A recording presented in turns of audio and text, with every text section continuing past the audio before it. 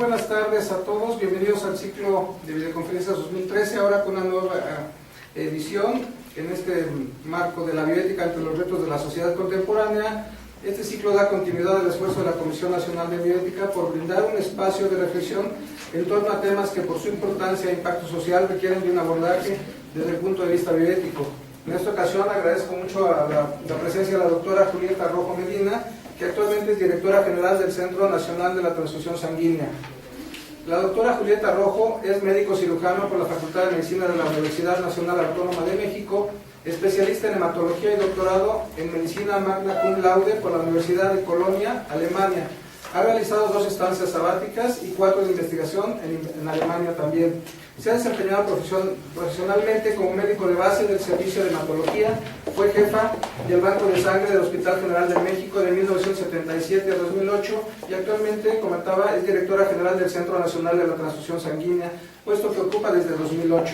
Dentro de sus actividades docentes destaca la siguiente: 122 conferencias en cursos como profesora invitada, así como profesora titular, sede de tiempo completo en hematología y epidemiología clínica de la Facultad de Medicina de nuestra máxima casa de estudios, en donde laboró hasta 2008.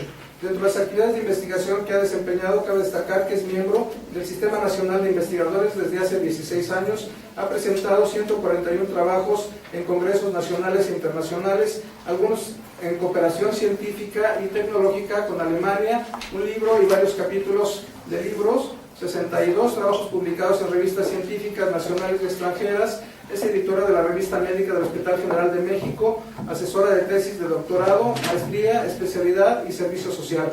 La doctora Rojo es miembro de la Comisión Seleccionadora de Becarios del área médica de la Secretaría de Relaciones Exteriores y del Servicio Alemán de Intercambio Académico, así como de las siguientes sociedades: Sociedad Alemana de Hematología y Oncología, Agrupación Mexicana para el Estudio de la Hematología, Sociedad Internacional de Hematología, Asociación Mexicana de Medicina Transfusional, Sociedad Internacional de Transfusión Sanguínea, Sociedad Internacional Erich Fromm, entre otras.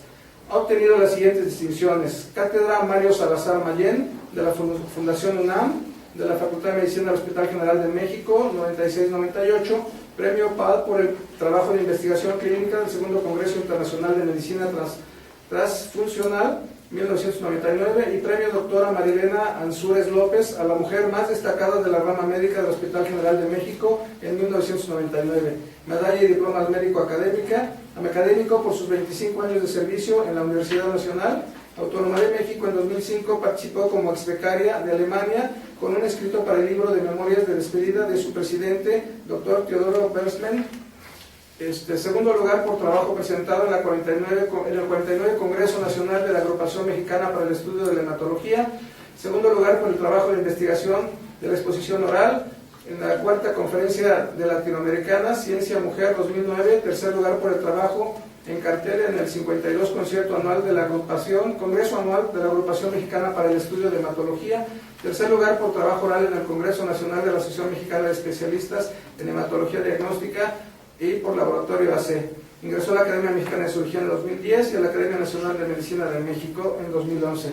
Doctora, realmente estamos impresionados y nos causa mucho gusto y nos da mucho placer tenerla aquí con el tema de la bioética y los bancos de células troncales. Adelante, por favor, muy gentil.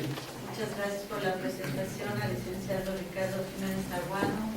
Muchas gracias por la invitación de la Comisión Nacional de Bioética, el doctor Manuel Ruiz de Chávez, y buenas tardes tengan todos ustedes. Espero que la información que les voy a dar el día de hoy nos enriquezca a todos, porque es un tema que yo agradezco que nos hayan dado este foro para exponer, ¿no?, del cual creo que se tiene poco conocimiento todavía en el país. La bioética y los bancos de células troncales es lo que nosotros vamos a platicar el día de hoy. Y bueno, ustedes que están en esta comisión ya saben mucho sobre las definiciones de bioética, que es la rama que dedica a proveer los principios para la correcta conducta de la raza humana en relación a la vida. ¿Y por qué la bioética? ¿Por qué la necesidad de la bioética?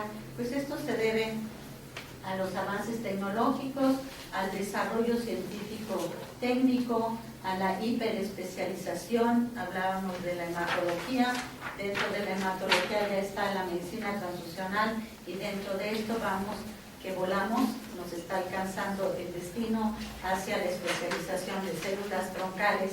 En un futuro muy próximo se va a hablar ya no de bancos de sangre, sino de bancos de células progenitoras o troncales. Vamos a hablar de terapia celular, de medicina regenerativa y de ingeniería tisular. También se han desarrollado las técnicas de soporte vital, y finalmente, y la ingeniería genética. Sí. Entonces, la bioética surge en la segunda mitad del siglo XX, pero basada en la máxima hipocrática de primero no hacer daño. ¿Sí? Y los principios bioéticos se asientan en la Comisión Nacional de Protección Humana de 1974, en el informe Belmont, el respeto, la beneficencia, la beneficencia y la justicia, y sobre todo el no hacer daño.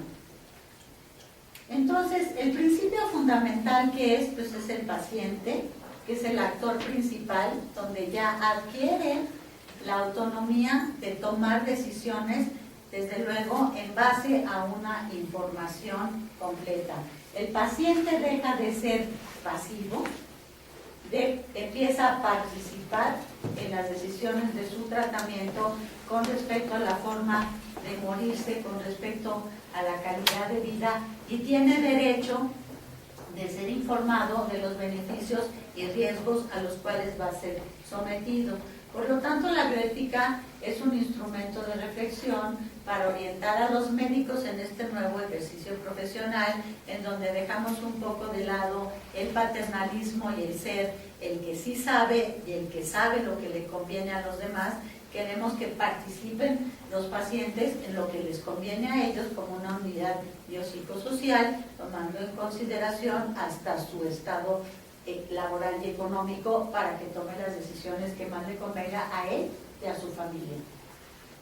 Esto permite eficientar la atención al paciente y también señala que tenemos que tener una actitud respetuosa, discreta, correcta, con responsabilidad objetiva y equitativa, competente. También los médicos tenemos que estar actualizados en todo lo que es la vanguardia de nuestras especialidades. Entonces, todo esto viene a modificar un modelo de atención a salud, en donde es un modelo biomédico, y de allí vamos a saltar al biobanco. Sí, ya tuvimos la definición de bioética. ¿Qué es un biobanco?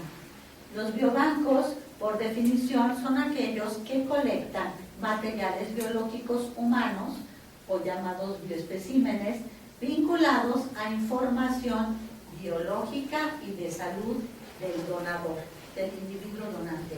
De ahí que también aparezcan los principios bioéticos de confidencialidad. Si yo no puedo decir desde un donador de sangre, dar sus datos, porque conozco su historia personal, sus antecedentes no solamente patológicos, sino también los no patológicos, su estilo de vida, sus preferencias, sus factores de riesgo, y todo esto tiene que ver con la bioética del producto biológico que es la sangre, y yo no puedo violar estos datos de confidencialidad. Incluye, por lo tanto, los registros de salud con todos estos antecedentes, y todo esto se mantiene específicamente para investigación y también para fines terapéuticos. El objetivo de los biobancos, ¿cuál sería?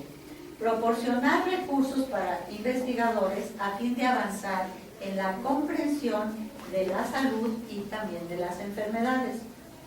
Estos son cada vez más importantes debido en dos grandes áreas de investigación, que es para la comprensión de factores de riesgo que subyacen a enfermedades crónico-degenerativas, lo cual es muy importante porque nos permite frenar el desarrollo hacia las enfermedades crónico-degenerativas, y se va a ir convirtiendo con el tiempo en una medicina más personalizada con la farmacogenómica.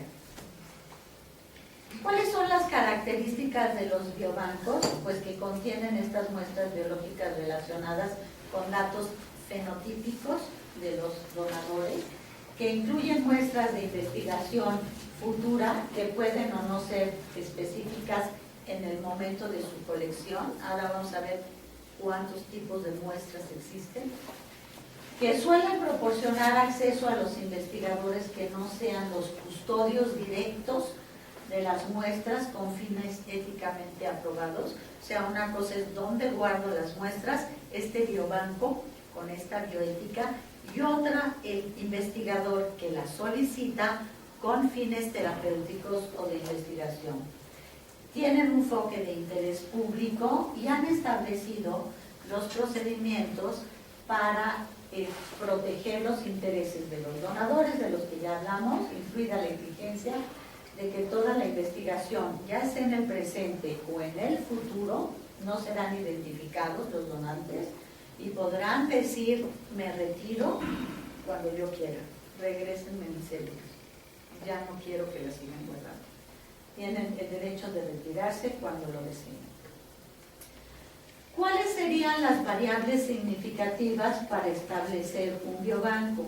Hay diferentes, los vamos a mencionar ahora. Tamaño y escala puede ser local, nacional, y su capacidad, eso los hace grandes, pequeños, importantes o no, según a dónde vaya dirigida la investigación o el tratamiento. El estado de salud de los donantes, personas sanas o que tengan algún tipo de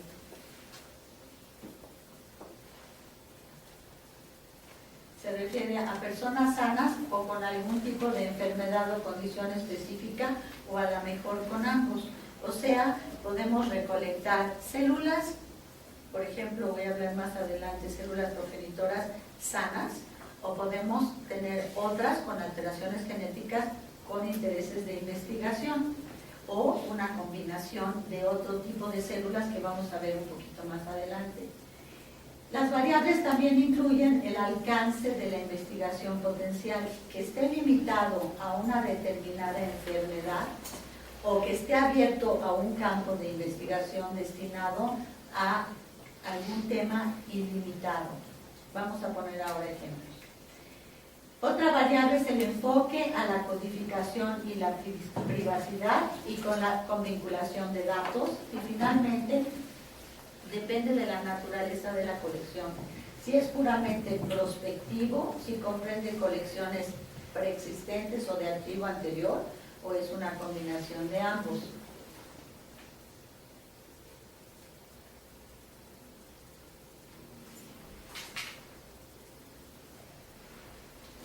El 90% de los biobancos a nivel mundial se centran en estos aspectos: la identificación de secuencias de genes asociado con enfermedades hereditarias, esto fue uno de los orígenes más importantes. Otros establecen la correlación entre enfermedad y cambio genético cuando hay un patrón claro de herencia. Otros estudios de epidemiología genética y de la interacción entre genes y medio ambiente, y estudios para determinar si existe una base genética para ciertas reacciones adversas o alérgicas a medicamentos. Si nos vamos a la clasificación de biobancos, es muy amplia. Aquí la tenemos, yo marqué con rojo para llegar hasta el Centro Nacional de la Transfusión Sanguínea. Los biobancos se clasifican, algunos son únicamente de registros de seres humanos que dicen yo voy a donar, ¿sí? Así, por ejemplo, hay archivos virtuales de donadores de médula ósea que dicen yo sí dono mi médula ósea, hagan la tipificación y guarden mis datos. Desafortunadamente, en el momento en que se requiere ese trasplante, el donador dice yo ya no quiero. Entonces no son confiables ni seguros, porque nada más son archivos de datos. Otros en donde ya hay muestras o especímenes biológicos, como es el caso del Banco de Células Progenitoras del Centro Nacional de la Transfusión Sanguínea, en donde sí tenemos guardadas las células y están disponibles para cuando un paciente las necesite, únicamente hay que hacer las reacciones cruzadas. Y hay otros que son formas mixtas, que tienen un archivo de datos y que tienen muestras biológicas guardadas. Una vez que las muestras aprueban un montón de pruebas que vamos a ver más adelante, se criopreservan células vivas, células troncales o células de algún tipo, y entonces criopreservar quiere decir congelar en nitrógeno líquido a menos 196 grados. Una vez que ya están criopreservadas, tenemos dos vías, de uso terapéutico o de uso de investigación. Y también desde el punto de vista médico tenemos dos tipos de células, las que nos sirven para trasplantes de otra persona o las que guardan el cordón para un futuro hermanito que se va a enfermar o un pariente relacionado, que es ahora lo que son células madre de cordón. Tenemos bancos públicos y bancos privados. A eso se refiere con autólogo y alogénico. ¿Sí? Tenemos esas dos maneras de guardar las células. Finalmente, se pueden guardar en forma de sangre total, sangre de cordón umbilical, que viene de la placenta, stem cells o células madre, tejidos, como puede ser piel, como puede ser cartílago, hueso, también hay biobancos de hueso y de cartílago, también hay de membrana amniótica y también hay de piel, ¿sí? Y tenemos de médula ósea, que la médula ósea, cuando se habla de trasplante de médula ósea, es no la médula ósea la que se trasplanta, sino las células troncales provenientes o de sangre periférica circulatoria o del hueso de médula ósea o de sangre placentaria a través del cordón umbilical. Hasta ahí llegamos a la última parte. Hay otras formas de especímenes biológicos de células muertas que se pueden obtener de cadáveres también, tumores, especímenes del medio ambiente, tejidos, biopsias, y también se pueden criopreservar. Entonces, biobancos es una gama de posibilidades de establecimientos, y ahí entra mucho la bioética. ¿Quiénes están autorizados o son aptos para abrir biobancos? Y ahí entra regulación, que es COFEPRIS, ¿sí? El Centro Nacional de la Transfusión Sanguínea es normativo, pero ¿quién debiera o no tener un banco de cordón umbilical?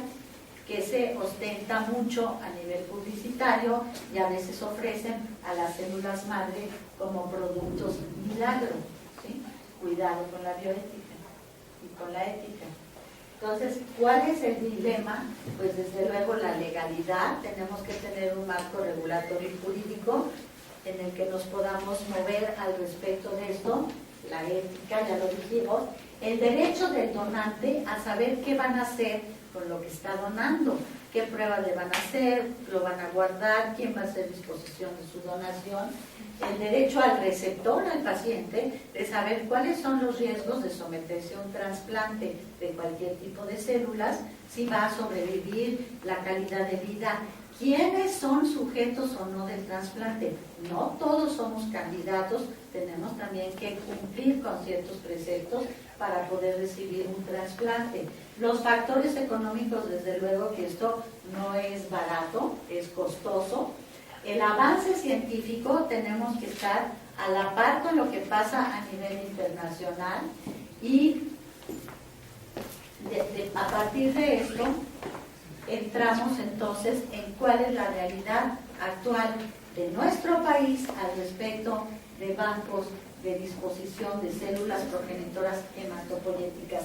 El enfoque de mi plática es este, porque este es el que yo más conozco, pero no quiere decir que haya otros biobancos. Sí quisiera hacer la distinción. Aquellos que tienen tejidos como hueso, cartílago o tendón, que sí existen, ¿sí? Son 5 o 6, y eso funciona más que como trasplante, como implante. Al implantar el pedazo de hueso donde falta otro, este queda como una malla trabeculada y allí se empieza a formar nuevo hueso. No es un trasplante como tal, aunque sí se usan este tipo de células pulverizadas para implantes dentales, que eso es otra cosa, ¿sí? Yo creo que esto es importante. ¿Qué se hace con la membrana amniótica, por ejemplo? Esto pasa a ser un producto de insumo para la salud que está registrado en COFEPRIS y que sirve para hacer un implante también de piel, en donde la piel se perdió, se implanta, ¿sí? Trasplante quiere decir cuando yo pongo una célula y esa célula va a generar tejido.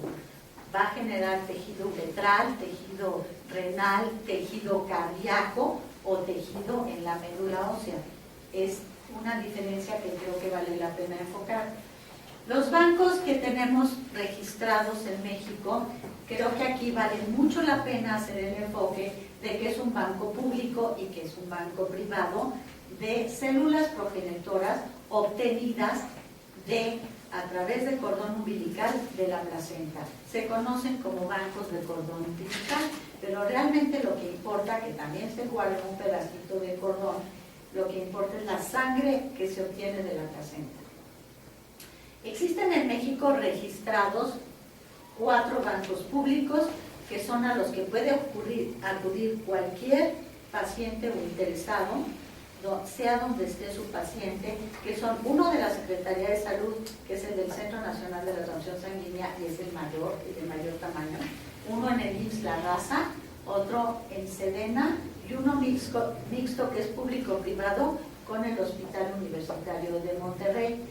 Los bancos privados que están registrados son 5. Esos guardan el cordón, cobran por esa custodia y lo guardan hasta que lo solicite la mamá que lo tiene guardado para una posibilidad futura de un pariente correlacionado que lo pudiera necesitar. El banco público se dona, no cuesta nada, se guarda y se da a cualquier paciente que lo requiera. Esta es la diferencia. Y hay otros privados que son bancos de sangre cuya licencia dice con disposición para células progenitoras hematopoyéticas. Esto quiere decir que pueden obtener estas células a través de máquinas de aféresis, ¿sí? Ahorita les digo cuáles son las características de donación. Existe subregistro de estas máquinas de aféresis que pueden estar en algún hospital privado y que no requieren de un establecimiento para guardar las células, porque cuando tienen las células madre o progenitoras o troncales de la máquina de aféresis, en ese mismo momento se trasplantan al familiar correlacionado. Entonces no es necesario tener un banco donde criopreservar. ¿Qué son las mentadas células progenitoras o troncales? Pues son células indiferenciadas que tienen la capacidad de reproducirse a sí mismas, o sea, clonan, y que pueden dar lugar a células especializadas para formar tejidos y órganos del cuerpo. Aquí ven que se pueden obtener de sangre periférica. Ahora les vamos a decir cuál es la metodología. Desde luego que la forma más fácil, común, inocua es a través de la sangre de placenta y que entre el binomio madre-hijo sano, ¿no? Y lo más interesante de esto, que vamos a ver un poquito más adelante, es que esta célula troncal, si se estimula de alguna manera, puede dar origen a células no solamente de la sangre, sino de tejido cardíaco o de otros órganos, como ahí lo ven, hígado, sistema nervioso central, páncreas y muchos otros. Pero las hematopoyéticas lo que tienen es la capacidad de repoblar a la médula ósea. Entonces son muy útiles en todas las enfermedades hematológicas malignas y principalmente en niños. Y además elevan la respuesta inmune. Aquí tenemos los tipos de células troncales unipotentes, que lo vemos en el centro, que pueden dar origen a totipotentes, un organismo completo, pueden clonar un organismo completo. Ahí tienen ustedes el caso de la oveja Dolly. Este es un caso de una célula unipotente, totipotente, que generó un organismo. Las multipotentes, que son de su misma capa o linaje, como son las células de la sangre que dan origen a médula ósea, o sea, a su mismo linaje. o las pluripotentes, que tienen 3 linajes embrionarios. Estas son las que tienen más futuro, porque los 3 linajes embrionarios son los que vienen de las 3 capas de cuando nos formamos como fetos, que son el endodermo, el ectodermo y el mesodermo, y cada una de estas capas da origen a los diferentes órganos. Entonces las pluripotentes son las que probablemente tengan más futuro y las que derivan en un solo tipo celular, y ahí ven ustedes algunos de los ejemplos. Entonces, las fuentes de obtención, ya dijimos, médula ósea, sangre periférica y sangre placentaria. Esto es el potencial terapéutico actual, autorizado, con experiencia y a nivel internacional. Ustedes han probablemente visto, leído, oído, televisión, que existen las de pulpa dental y que ya se van a abrir bancos de dientes de leche, así les llaman, que tejido graso, algunas personas ya se han sometido al trasplante de sus propias, estos autólogos, su propia grasa a cerebro, ¿sí? Esas no se pueden guardar, son lábiles, pero cuidados. Todo esto está en fase de investigación. Esto no está autorizado, no hay protocolos todavía que digan estos pacientes con Parkinson se van a someter a trasplante de célula grasa y el éxito es así. Hay muchos registros a nivel mundial. ¿Sí? Nosotros nos manejamos por los estándares de la Unión Europea. En Estados Unidos también hay marco jurídico que se basa también en la Unión Europea. Lo importante es que distingamos entre lo que es real y está autorizado como tratamiento efectivo en algunos casos y lo que está todavía en fase de investigación. Todo lo demás está en fase de investigación. En México sí se hacen algunos proyectos de investigación, pero todavía no están regulados, ¿sí? Fase de experimentación. El principal uso de las células troncales, hablando de las que dan origen a las células de la sangre, desde luego son en la población infantil, y esto es muy importante, las leucemias agudas, las inmunodeficiencias congénitas, las anemias aplásticas, linfomas y algunas otras enfermedades oncohematológicas en las que no se ha reportado más que éxitos aislados. Tenemos las células dendríticas, que también se derivan de las troncales, que están en fase de investigación y servirán, y en algunos avances ya en otros países, para producir vacunas terapéuticas, van a ser insumos para la salud. Principalmente las áreas de investigación al respecto son diabetes, inmunodeficiencia y algunos otros cánceres. Y las mesenquimales, que tenemos algunas que ya tienen uso terapéutico, como hablamos de médula ósea, hablamos ya de hueso, tendones, ligamentos, hueso y cartílago. Eso ya está como tratamiento definido en casos de implantes, como lo mencioné, y otras que están en fase de investigación, como son la regeneración del músculo cardíaco, el restablecimiento de cadena genética, que son las, y algunos de la industria farmacéutica, son las más importantes y están en investigación. ¿Cuáles son los ensayos clínicos internacionales que están registrados? Pues hablando de regeneración de tejidos, el infarto agudo al miocardio, de hecho aquí en México se hizo en algunos pacientes en el Instituto Nacional de Cardiología, la cardiopatía dilatada idiopática, la cirrosis hepática, todo esto se ha hecho a nivel de experimentación principalmente en ratas, en humanos muy poco, la colitis ulcerativa, la diabetes que ya mencionamos, la esclerosis múltiple. Y hablando de las de cordón umbilical, de sangre periférica, médula ósea, tenemos que sí se han también aplicado en las enfermedades que ustedes ven. Por ejemplo, en este tipo de células aplicadas tópicamente en las úlceras de personas con diabetes, en el pie diabético, es espectacular la forma como se regenera, que se cierra la úlcera y deja de doler. Esto sí se ha visto ya en estudios realizados aquí en México Desde luego, en insuficiencia de células madre corneales, también la aplicación de membrana amniótica para úlceras corneales es espectacular, pero todo lo tiene que hacer un profesionista que esté altamente capacitado en estas técnicas. Y ya les hablé de las otras que son hematológicas. Importante sería mencionar que existe un protocolo muy interesante de parálisis cerebral infantil comandado por la doctora Kurzbeck en la Universidad de Duke en Carolina del Norte, que ha dado muy buenos resultados en niños que han nacido con hipoxia cerebral y que ya están haciendo aquí algunos investigadores en el Hospital Universitario de Monterrey con buenos resultados, pero todavía no se han estandarizado. Existen legislaciones referentes a biobancos a nivel mundial, ¿sí? Desde el Consejo de Europa, que tiene un convenio para la protección de derechos humanos y la dignidad del ser humano con respecto a las aplicaciones de la biología en medicina. Esto surge desde el año de 1997. Después tenemos en Estonia la investigación alrededor de los genes humanos, establece también un artículo al respecto. También en Finlandia, en el 2001, existe también una ley para el uso de órganos y tejidos con propósitos médicos.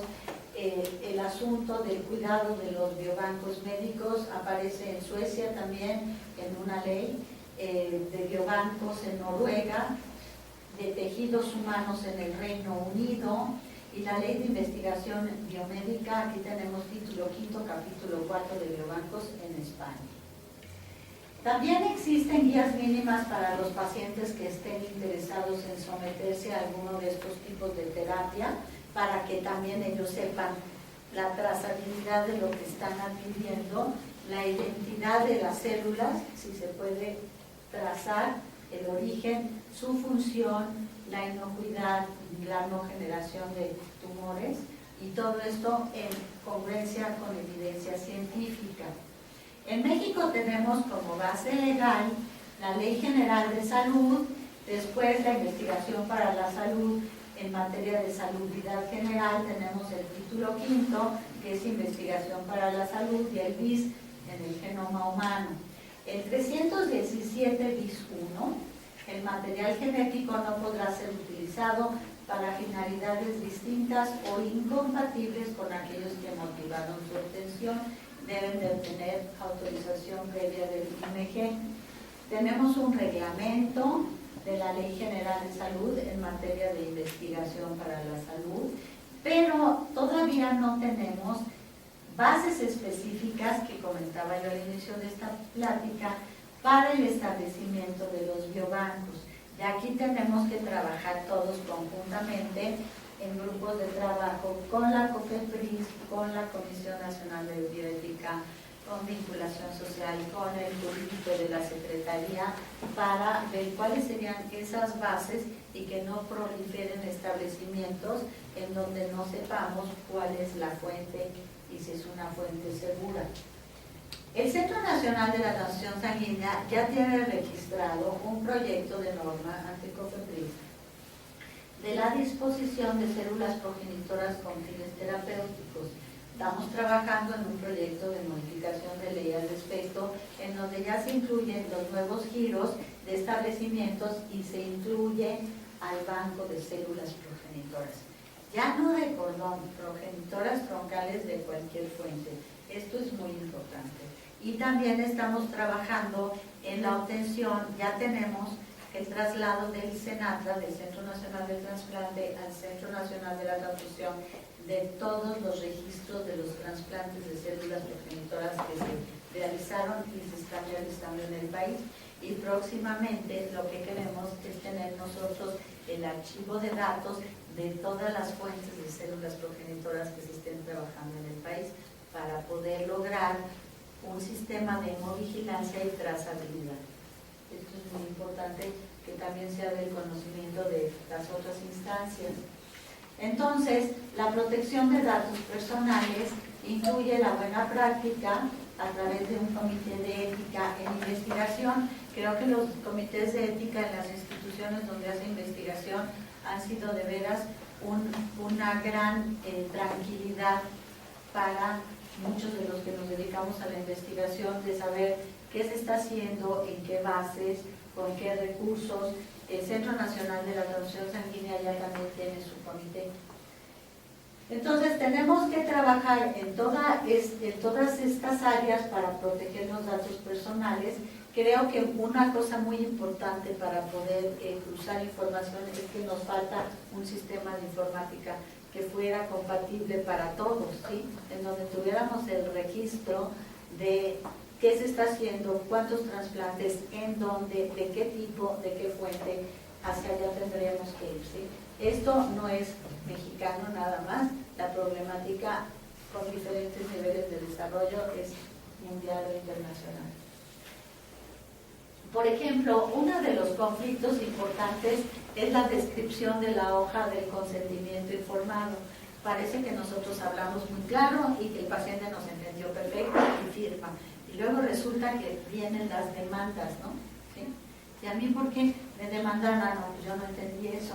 Y eso lo tenemos desde hace mucho tiempo. El caso más sonado es de una mujer afroamericana que sin su consentimiento se tomaron células de su tumor canceroso, las cultivaron y se dio una línea celular de investigación clonada inmortal, por decirlo de alguna manera, de esta mujer que se apellidaba Lax, y de esto se realizaron más de 70,000 publicaciones y hasta 1996 reconocieron ante la familia que esto había sido una línea de células de ella comercializada y los tuvieron que indemnizar, ¿sí? Y así es como empieza a surgir la claridad de los conceptos que uno tiene que manejar.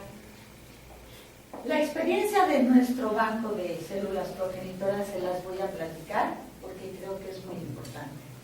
La donación en materia de órganos, tejidos, células y cadáveres consiste en el consentimiento tácito o expreso de la persona para que en vida o después de su muerte su cuerpo o cualquiera de sus componentes se utilicen para trasplantes, y esto está establecido en el 321 de la Ley General de Salud. ¿Por qué nos interesa a nosotros guardar células progenitoras? ¿Para qué? ¿Cuál es el fin o el interés? El problema es que en México, y aquí lo vemos, tenemos 3 estratos poblacionales altamente afectados por enfermedades oncohematológicas, principalmente leucemias. En segundo lugar, linfomas. Y aquí vemos que en la población de 4 años, de 1 a 4 años, la leucemia es la cuarta causa de muerte, y las leucemias con el 50%. En el grupo de 5 a 14 años, representan la segunda causa de muerte los tumores, siendo la leucemia la causante del 50%.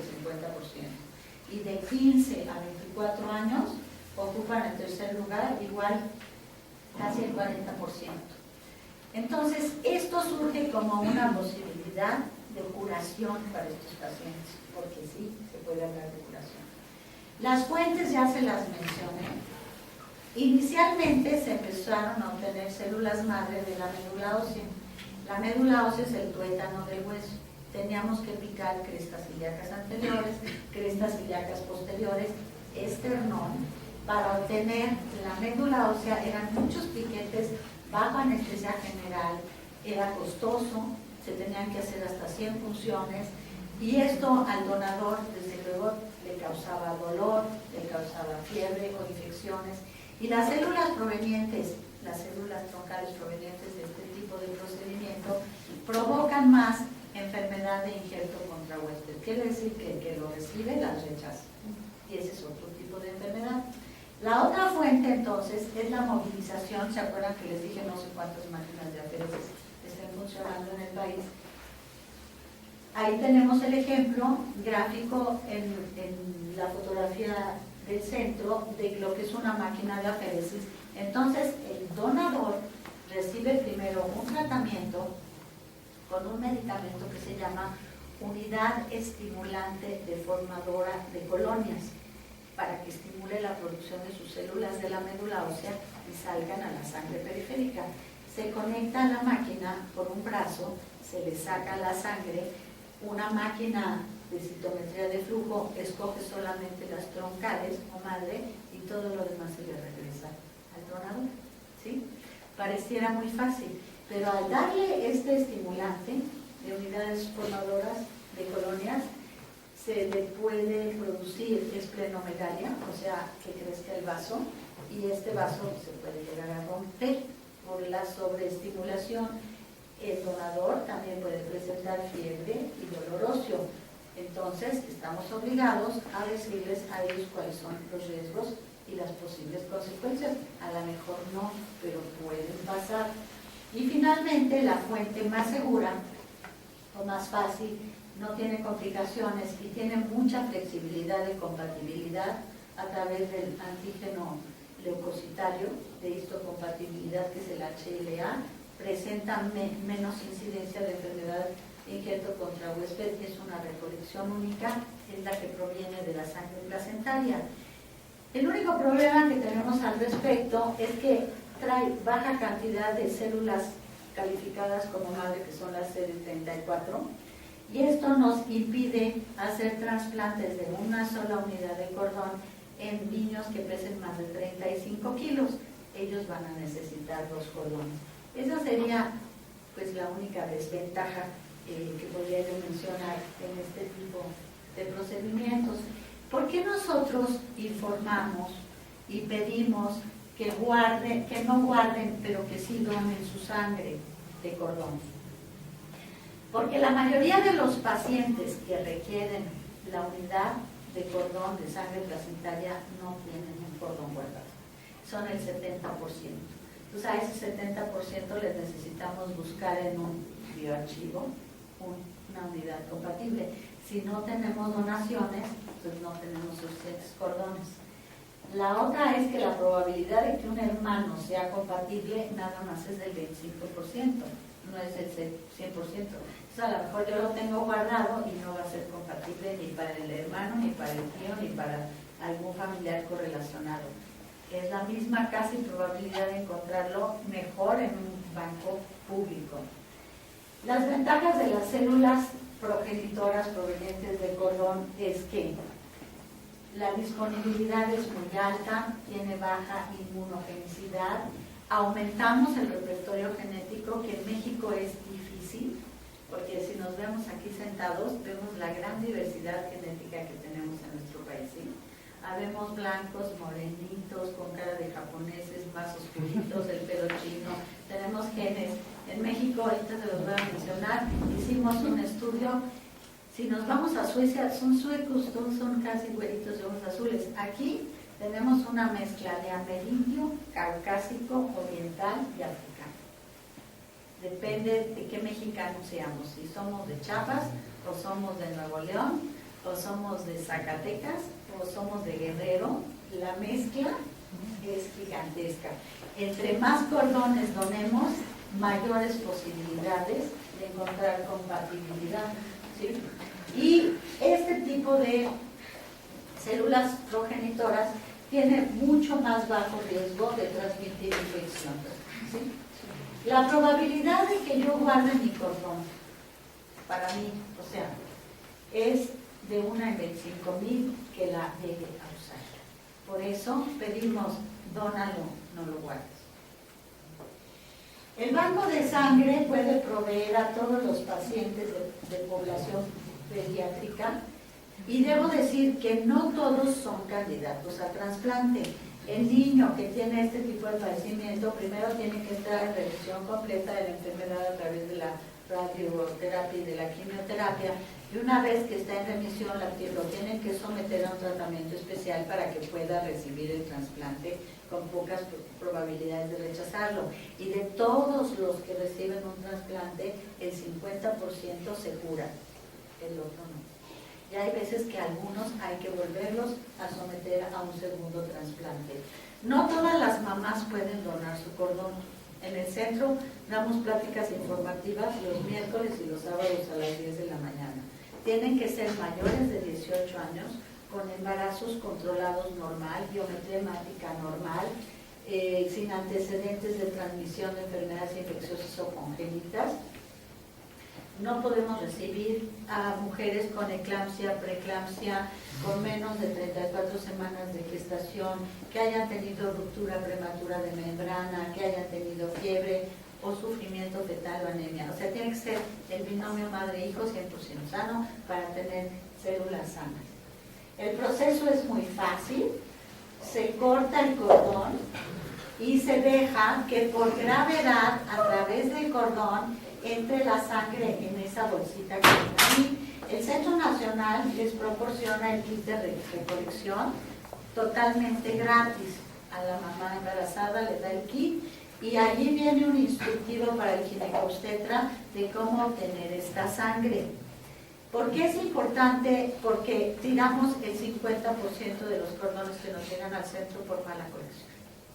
No leen el instructivo, el ginecobstetra tiene prisa, les pedimos que llenen 90 mililitros y llegan con 80 o con 40.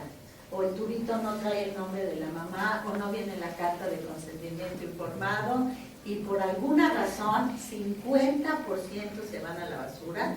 Después le quedamos todo gratis y capacitación, no se necesita refrigerar, lo único que queremos es que nos los entreguen a las 24 horas de obtenido y si no nos los pueden llevar, vamos por ellos. ¿Sí? Todos los estudios que le hacemos al cordón para que vean que no todos los cordones son útiles, y esto es lo que hace, y lo hace a uno sospechar algunas cosas.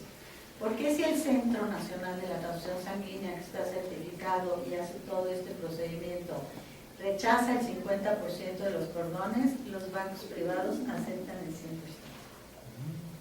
Nunca rechazan un cordón, todos los guardan, todos. Entonces, ¿qué hacemos? El peso y el volumen, 90 mililitros, que la documentación venga completa, la biometría hemática debe ser normal y necesitamos por lo menos 800 millones de células, de leucocitos de células para poderlo guardar. Tenemos que cuantificar las células madre, si no es suficiente no se puede guardar. Hacemos grupo sanguíneo, hacemos cultivos para detectar bacterias, debe de estar libre de todo.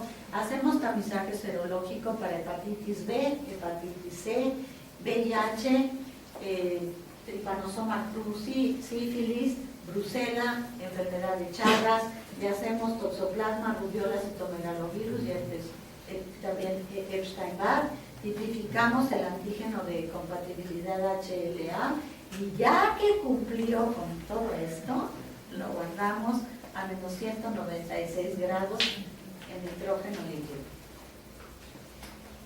¿Cuál es lo que ha pasado ya en México? Estamos a punto de llegar al trasplante número 300.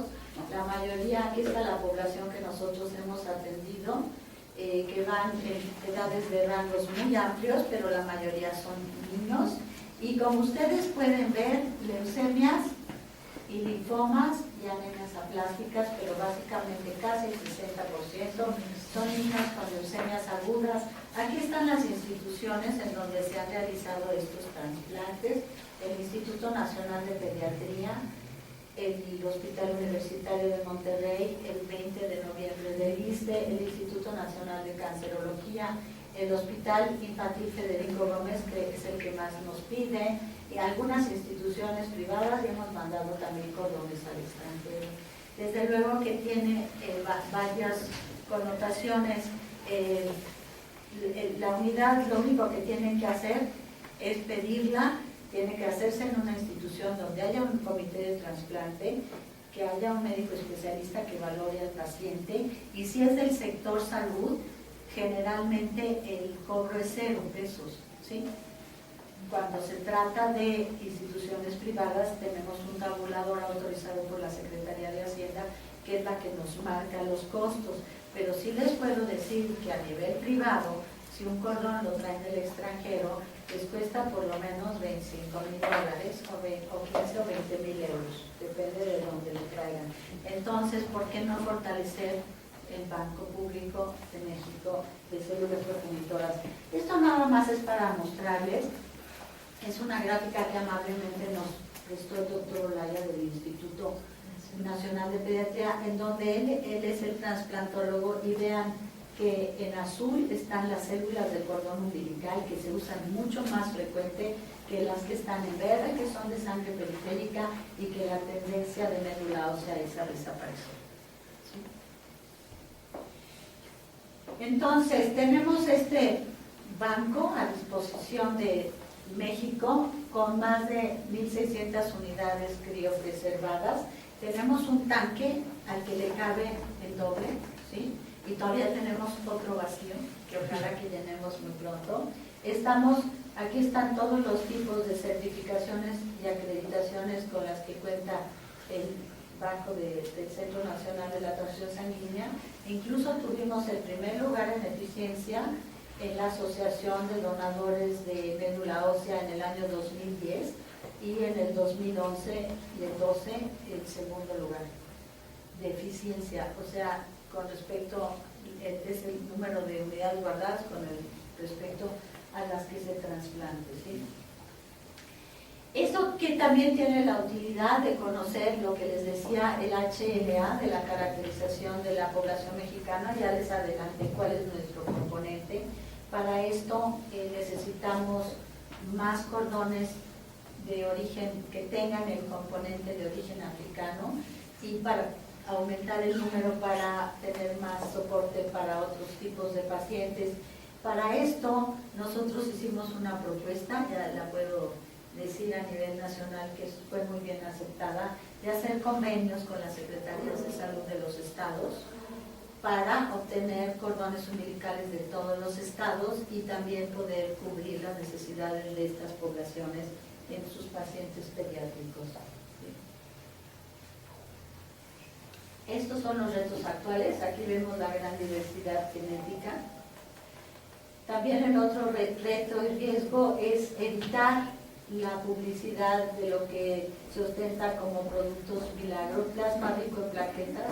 El plasma rico en plaquetas es muy publicitado en clínicas de cosmetología. Ahí es donde lo inyectan casi como el botox para rellenar tejido en la cara.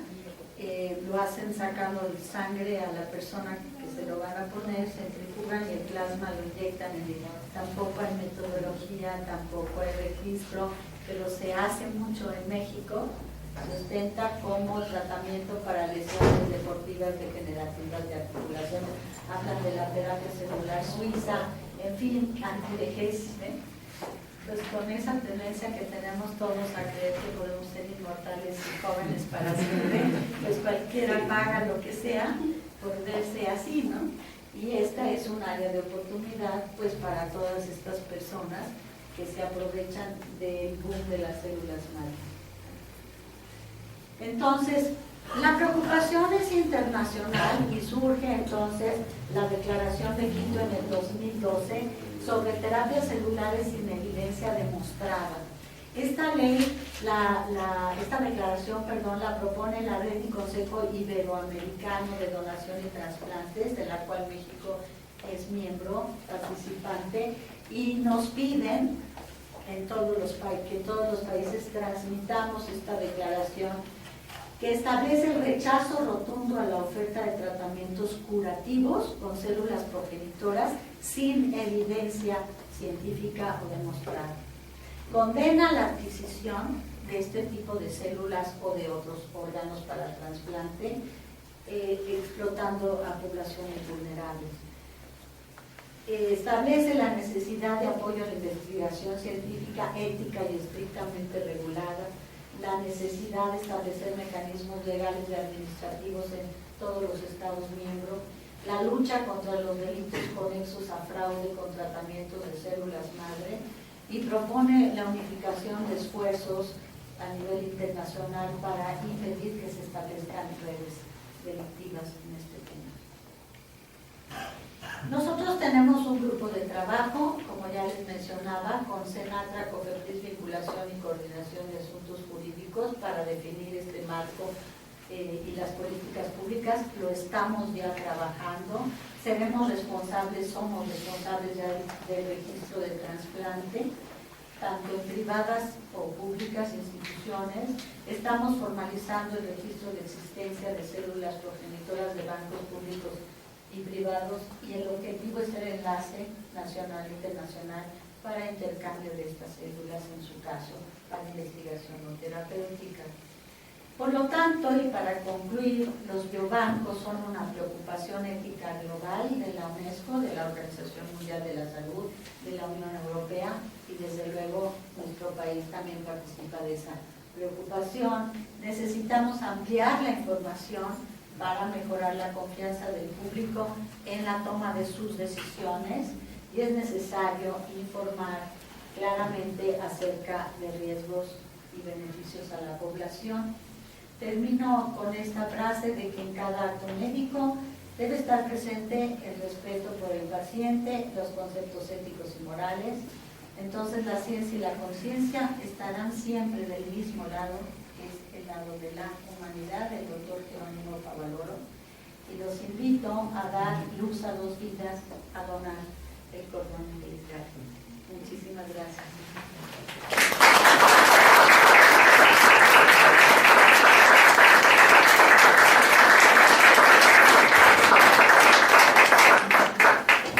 Enriquecedora, sino muy interesante su plática. No sé si hay alguna pregunta del auditorio. Sí, doctora. Doctora, ¿qué hay con respecto de lo... Tengo entendido que el nombre correcto es genotrasplantes, es decir, el mismo concepto general, pero tratándose de células de otros animales al ser humano. Sí, el término es ese, pero nosotros no tenemos registros de genotrasplantes. Digo, pero es curioso y le hago la pregunta porque precisamente en la historia de la medicina, el primer genotrasplante, bueno, no es el primero quizá, pero los grupos sanguíneos, toda la historia de ellos fue precisamente por introducir sangre de cordero a algunas personas en Inglaterra, y entonces, bueno, de ahí se vino desarrollando todo esto, y pues parece ser que no se murieron. No, sí se murieron. Sí, desde luego hubo reacción transfusional, esto lo hizo Bloomberg, y después Karl Landstein, el austriaco, identificó los grupos, primero el sistema AB0 y posteriormente el sistema RH, y viene todo el desarrollo de la medicina transfusional, que tiene su mayor auge después de la guerra, porque en la Segunda Guerra, en la primera y en la segunda, fue donde más transfusiones de sangre se necesitaron, y esto hizo que se desarrollara la investigación al respecto. Gracias, doctor. ¿Alguna otra pregunta? Doctora, le agradecemos mucho el nombre del doctor Manuel Pérez Chávez. Gracias. Presidente de la Comisión Nacional de Bioética. Muchas gracias. Y de las publicaciones de la comisión. Muchísimas gracias, muy amable, muchas gracias. Y al auditorio le invitamos para el próximo 16 de mayo, en el mismo horario de 12 a 1, estará la ingeniera Enriqueta Molina Macías, directora general del Servicio Nacional de Inspección y Certificación de Semillas, con el tema los transgénicos y sus implicaciones bioéticas. Bueno, muchas gracias a todos y nos vemos en la próxima.